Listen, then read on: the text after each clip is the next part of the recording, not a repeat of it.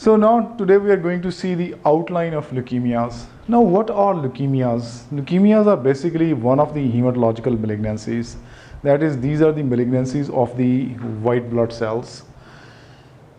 What happens in leukemia? There is uncontrolled proliferation of abnormal white cells. So there are two processes. There is number one, there is an uncontrolled enhanced production of white blood cells. And second thing is, these white blood cells are abnormal. They do not or they cannot perform the normal functions of white blood cells. So these are two phenomena which happen. That is, there is uncontrolled proliferation of white blood cells which is out of control. They are autonomous. And second thing is that they cannot perform their normal function. So these white blood cells are abnormal. They infiltrate into the bone marrow, they spill over into the peripheral blood, and sometimes they invade or infiltrate other organs as well. For example, they may be present in the liver, they may be present in the spleen, and sometimes they also infiltrate the lymph nodes. Now, what happens? Why leukemia is produced? There is either loss of a tumor suppressor gene or there is an activation of oncogene. So we know that there are genes in our DNA which can suppress the autonomous genes, which result in enhanced expression of these genes. So there is loss of this tumor suppressor genes, and then there is activation of certain oncogenes, which results in the start of this pathological process. And there are some environmental factors which can influence this. For example, ionizing radiations. So it has been seen in patients who survived the atomic explosions of Hiroshima and Nagasaki, and those who faced the Chernobyl fallout of the nuclear plant, or those patients who had therapy for some other cancer, they later on develop leukemias. So patients who are exposed to alkylating agents, chemotherapy, with alkylating agents, or sometimes with isotopomerase 2 inhibitors like doxorubicin or daunorubicin, they can result in the development of cancers. Similarly, certain chemicals like insecticides, organic solvents which contain benzene ring, they can result in the production of tumors. Then certain infections are associated with leukemias like HTLV1, that is human T lymphotropic virus 1, HIV, Epstein-Barr virus infection, and Helicobacter pylori infection. And sometimes we see that leukemias are seen in some genetic abnormalities. For example, patients who've got trisomy 21 or Down syndrome, patients who've got unstable chromosomes like Fanconi's anemia or ataxia telangiectasia, and in these patients we see AML and CLL.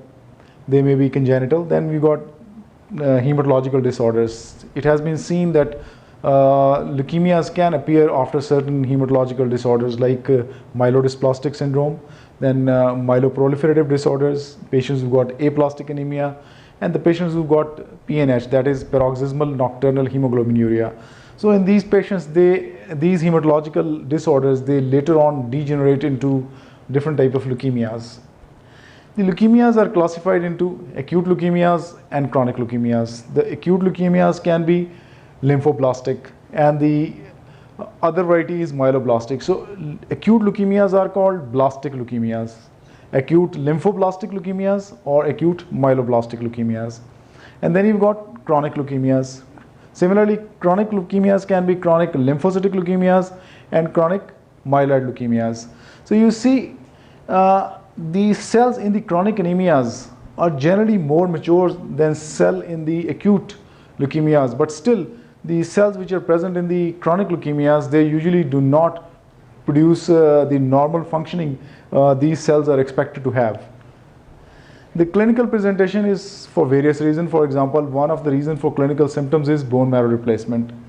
The overproduction of these cells diminishes the bone marrow reserve of other forming element. For example, patient may have features of anemia, like patient may have fatigue, patient may have lethargy, patient may have decreased capacity for exercise, patient may present with shortness of breath, and patient may have angina. Those who have got underlying cardiovascular disease, they develop angina and sometimes myocardial infarction.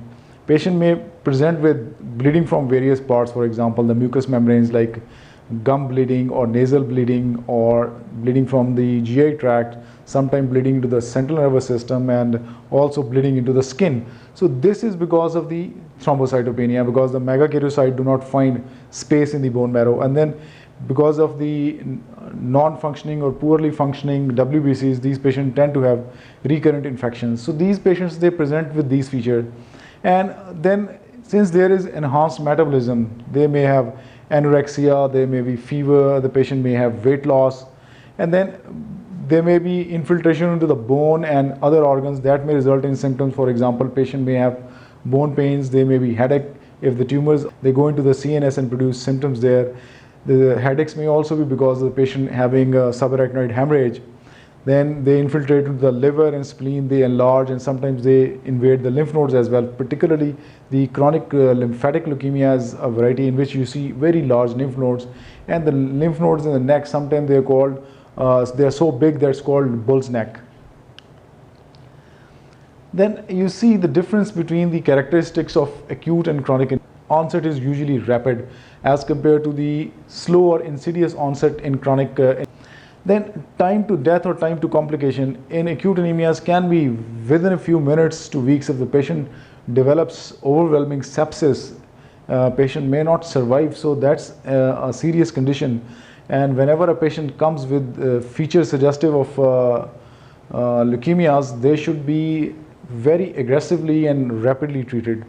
In chronic anemias, usually it takes months and years before the symptoms develop or the complications develop. The treatment for acute anemia is generally aggressive, and as mentioned, it should be urgent. While in chronic, the treatment is usually milder and it's long-term treatment. The predominant cells in the acute are immature, while in the chronic they are slightly more mature as compared to the immature cells. In acute, the curability is a potential, but in chronic you just can control the disease. It's very difficult to achieve a cure in the chronic anemia. So these are general difference between the acute and chronic anemias. Then the investigation, the most important investigation is complete blood count and the peripheral film.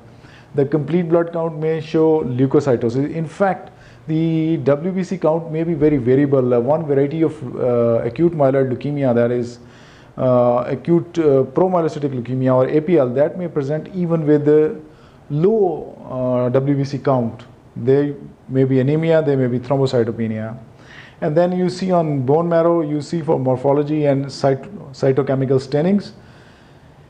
Molecular studies like flow cytometries to find out what type of antigens are present or the cluster differentiation molecules are present on the surface of the WBCs. This is called immunophenotyping. That can help us to differentiate various type of leukemias in which they are immature cells, which we cannot differentiate on routine microscopy between the lymphocyte and lymphoblast and the myeloblast. So flow cytometry can be used. Then you can see cytogenetic studies and molecular studies to characterize leukemias so that we can determine the best treatment option, and we can also ascertain about the prognosis of the condition.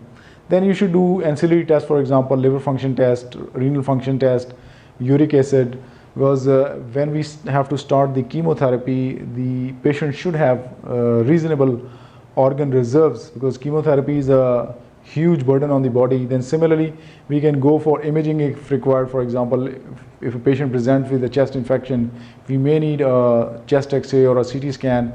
Similarly, if a patient presents with headache or bleeding in the skull, we may need a CT scan and echo, or similarly the cardiac assessment may be required if we want to go for chemotherapy, because some of the chemotherapeutic agents are cardiotoxic. So we must know the cardiac status before we start these cardiotoxic chemotherapeutic agents. So this is about the outline in general for leukemias, and then we will see what are the individual leukemias. In the next lecture, we will see the acute myeloid type of leukemias, that is acute myeloblastic leukemias. Till then, goodbye.